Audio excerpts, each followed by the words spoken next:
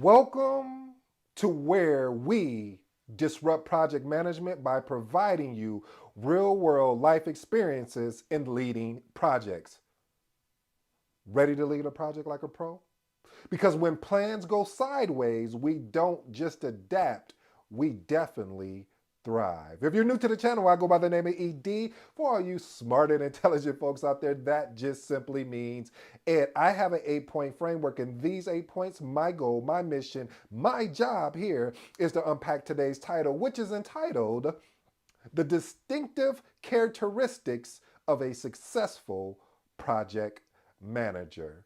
You know, there's a quote by James Clear, and I mentioned it before, but I'm going to bring it here because it makes so much sense. James Clear said something. He's the author that wrote the book Atomic Habits. He also has an app out as well. So check out both of those products. But again, he said, highly focused people do not leave their options open. They select their priorities and are comfortable ignoring the rest. If you commit to nothing, you will be distracted by everything. And I had to do the everything instead of. But anyway, let's get to the first point. Point number one, conflict resolution skills. Now, family, one of the things I did a video yesterday, I'm actually going to pin that video in today's episode. The reason why I'm going to pin that episode in the comments is because of the fact of the value that I truly believe it really offers. Meaning that when you get in this thing that I love, that I hope you fall in love with, called project management, what will tend to happen is you're going to run into a lot of conflicts. They may be very small, they may be large. I mean, it doesn't matter. Conflict is conflict. And being able to have the ability to navigate around these conflicts is going to be important. So, that's why point number one, since I said let's piggyback off yesterday, of conflict resolution skills. What you want to be able to do is to effectively communicate when you're trying to resolve a conflict. A really good actionable step here that I would recommend is develop a structured approach to a conflict resolution that emphasizes on open communication. Why that's important is because everybody wants to get their point across. Everybody wants to tell you what's wrong. And as I shared before, we can sometimes get caught up in so much of the problem and talking about the problem and why this happened and what we why we didn't do any. We can get caught up in all of that instead of taking that same energy, that same enthusiasm, that same approach and putting it on finding an actual solution and being able to do that where you let the stakeholders know you are in a safe environment to us constructing this particular finding a resolution to this problem. Anyways, family, I want to know again, I'm asking constantly, what is your single biggest challenge you are having in project management? Again, what is your biggest challenge you're having in project management? Leave that in the comments. I'm just curious to see what kind of challenges you guys are up against. Point number two, this is my favorite message. Break down silos and encourage collaborations. Listen, family, one of the hardest things besides every other thing that comes with it is when you walk into a new project, especially if I'm gonna give you two scenarios. If you are a new project manager taking over, and when I say new, meaning new walking into a project that has already started or they already had a project manager on there, and now you have to get in there and lead the project, or if you are a project coordinator and you're transitioning into becoming a project manager, or you're just more or less basically just leading it. You could lead a project as a project coordinator. But here's the caveat, family. Here's the thing that I found the most that it was so funny, and I'm laughing because I'm thinking about all these stories and issues that I had. But you have to get in there and figure out how you can break up any particular silos. If there's silos going on, if there's additional meetings going on outside of the actual project that is more silo driven versus like the team going to go work on a particular resolution or going to actually go do their work, those type of things, you want that to happen. But you want to ensure, see, a silo to me is that a group of people, more than one person gets together with someone else and says, hey, and start talking about the project and creating all of these ways, but they're doing it in a way that gets in the way of blocking the project's success, meaning that they're not really showing up on the weekly meetings, they're not really participating. And when this starts happening, you start seeing a trend and it starts affecting the whole team because conflict starts coming from that because you have people, again, another video I did about know-it-alls, that you have people that feel like they know it all. They don't need to be part of the project, but you do. This is a collaborative approach. So I encourage open communication and teamwork across departments and in ensuring that we're breaking down those silos by fostering a cross-functional collaboration.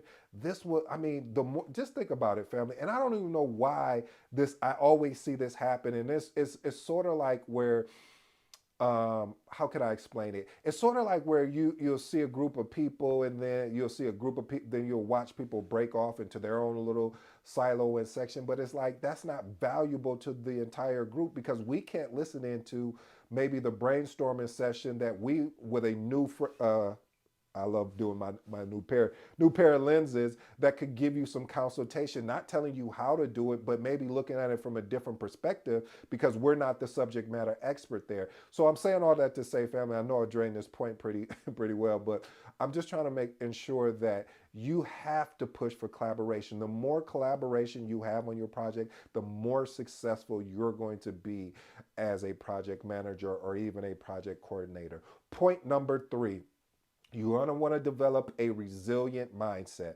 There's going to be setbacks that's going to allow you to be set up for success. Of course, we're going to take a positive spin on it. But you're also going to have to really figure out ways to overcome them.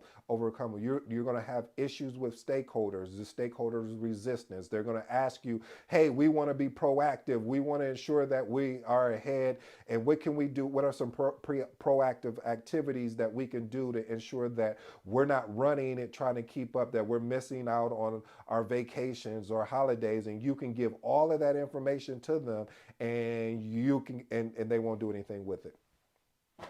And you have to be resilient enough to walk in with a smile. Like, I got you. I understand. We'll figure it out from here. And that just builds resistance. I know it's frustrating, family. You're like, what are you talking about, ED? They ask you to help them be more proactive. You give them the information that they need in order to be proactive. They know what to do to be proactive, but still they go into a reactive state of mind and they wait to the last minute to do it. And now the project is more at a speed of light instead of us taking our time through each particular part of the life cycle, project management life cycle. So again, it's just one of those things, family. I wish we always wish it could be different and better, but that's how sometimes we are. I mean, you've procrastinated on things that you're supposed to do yesterday. So I say all that to say, just developing a resilient mindset and figuring out ways how to get around it. Point number 4, safe project culture for change. I've seen this.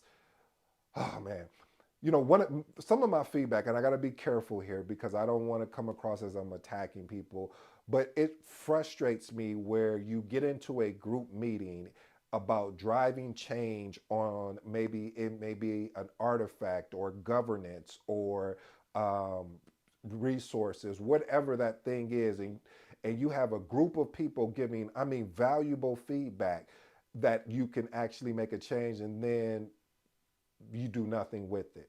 So now you've wasted my time, the time of others, where if you were going to do that anyway, you should have just done what you were going to do and not even invite us okay, I'm sorry, I'm having flashbacks, family. No, I'm just playing. But seriously though, family, we have to, especially if you're leading a project, you want to be able to create an environment where team members feel safe at proposing changes and improvement. Hey, even if we don't do it on this project, we need to document it and keep it in place so it could be useful for maybe another project manager or our next project. So don't discount or discredit when someone is saying, hey, I think we might need to make a change here. Go through the process to figure out if we need to make the change. Don't right off the back just discount it and discredit, because you don't know that that change may save the organization millions. It may save some people's jobs. So please, family, before you make a quick decision, or I should say, before you make a quick choice, first hear the information so you can make an informed decision. Oh, I like that. Point number 5, enhance your problem solving skills. What does that mean? Basically, you want to be able to have the ability to be adaptable in solving unexpected problems efficiently. I always mention this to you. There's going to be problems and that arise throughout the project, and you want to be able to attack those problems and have. You're not going to know what the resolution is at the time, but being able to work with the team to brainstorm how do we address this, and documenting all of those particular resolutions of how we can attack this problem, and then we vote and figure out, okay, which one are we going to do first? All right, let's do this one and see if it works. This one, let's move on to the next one, and so on. So one actionable step I would recommend is, engage in brainstorming sessions with your team to tackle hypothetical project challenges. Here's a hypothetical project challenge. You just lost a resource, and they're a great resource. What do you do to combat that? So that is a good way that would be a great exercise. Like, how do we ensure that the project doesn't, go off track? If we lose this resource, how can we ensure that maybe we may not have the same value, but is there anybody that could step in? And it's just basically understanding your resources. Okay, let's move on to point number 6. Improve your skill gaps. So as a project manager, you're going to have a lot of blind sides, or I should say, yeah, blind spots, excuse me. And I consider those blind spots of skill gaps that you have to continue to work on. One of the things that I'm always continue to work on is communication. Why am I always working on communication? Is because as a project manager, you have to be able to communicate up and down. Up meaning, hey, I need to be able to articulate to executive at a very high level and be prepared if more details are required. When you're talking to anyone below executive, they may want to get more in the weeds. They may want to get more of the detail. How can you articulate that where if you got a 30-minute meeting that you don't miss the main points? So being able to grab the main points and expand from there. So that is a really good example of being able to identify skill gaps. And when I say skill gaps, I don't mean that you don't have the skill. I'm saying that there's a skill that you really want to work on. The ability to communicate is definitely going to take you further in this thing that I love, again, that I hope you fall in love with, called project management, because project management is project management. I don't care what, you could put me in any field. You could put me in construction. As long as I got some subject matter experts around me, I can lead that project successfully. And I'm not trying to boast. I'm not trying to brag and say I'm better than anyone. I'm saying the framework that the PMBOK has given me, from its initiating to close. And here are the artifacts that are associated with it. The challenge with this is, family, is what makes a project is people. So if you do not have stakeholders that are there to really support you, if you don't have stakeholders there that are, like we talked about, are trying to do more of a silo versus a collaborative approach, I don't care how great of a project manager is. I don't care how many years of experience. That project is going to fail. I mean, it's no other way, because projects are more people driven than anything. All right, let's move on to point number 7. Point number 7, practice decision making under uncertainty. Uncertainty, excuse me. That's why I always say, family, we talked about it in point number 5. I think that we talked about it in point number 5. Yeah, it was point number 5, I recall, about the ability to practice. I mean, more or less about decision. You have to make a lot of decisions, not a lot of choices on projects, a lot of decisions, because those decisions may or may not affect someone on your team, the organization, if you're not doing it properly. So, being able to make informed decisions when all the facts are not there is going to be a key asset to your growth as a project manager. All right, let's move on to point number 8. This is very important. We're in a global economy now, family. We've been here for a while. So, point number 8 is called Know Your Audience, Cultural Sensitivity. We have to understand that there's various cultures that are going to be on our project. So, it's very important in diverse cultural backgrounds. It's very important to educate ourselves on our different teams, excuse me, on our different team stakeholders culture, because there may be communication differences as far as what we may perceive as one thing, it may be perceived as a bad word somewhere else, and it's not like that. I'm giving you an example why it's important to understand the team that you're working with. That's why I always recommend, if you're leading a team, to be able to set up one-on-ones or with potential stakeholders, because you want to ensure that you're building that bond. And again, you want to talk with them personally, because they'll give you some insight, like, hey, these type of things, culturally, this is why they are. So again, family, you have to know your audience. I don't even care if it's culturally. It could be a bunch of executives sitting in the room, and you got to know your audience. It could be a bunch of directors in the room. You got to know your audience. It could be a bunch of you get where I'm going. So you have to know your audience and your different communication style. Here's my bonus, since I brought up communication. As you know, I always talk about communication because I think it's very important. So I left this as a bonus because I always talk about it in the other video. So here's the bonus. I looked at 3 forms here, and I kind of made it different. So first form is motivational communication, being able to use positive language with your team of when they start saying, "I don't think that's possible," and being able to go and you say, "I don't think it's possible yet." Okay, you don't like that one. Being able to encourage them, hey, if you wouldn't have delivered that, I don't know if we would have ever been able to get this project as far as we did. You really poured your all into this project. We truly appreciate it. And be genuine about it, family. If this stakeholder did do what they said they were going to do when they said they were going to do it, you got to congratulate them and thank them. The next piece under communication is crisis communication. Listen, family, they always say you want to put together a crisis communication plan before the crisis actually happens. It's so true. Being able to put together a crisis communication management plan, or excuse me, crisis communication is definitely going to be key. So the stakeholders know what to expect in case of crisis hit, so you don't have to go break the glass in case of an emergency. And then the last one is continuous improvement on communication skills, basically meaning having the ability to find ways to effectively communicate to different audiences. This is what I love to do, of engaging different audiences. That's why I'll go away, talk to an executive, all the way down to a subject matter expert, and seeing how that conversation is. It just keeps you stronger with your communication style. It makes you a better project manager, which we're all here for. Here's my closing remark. I have 3 of them.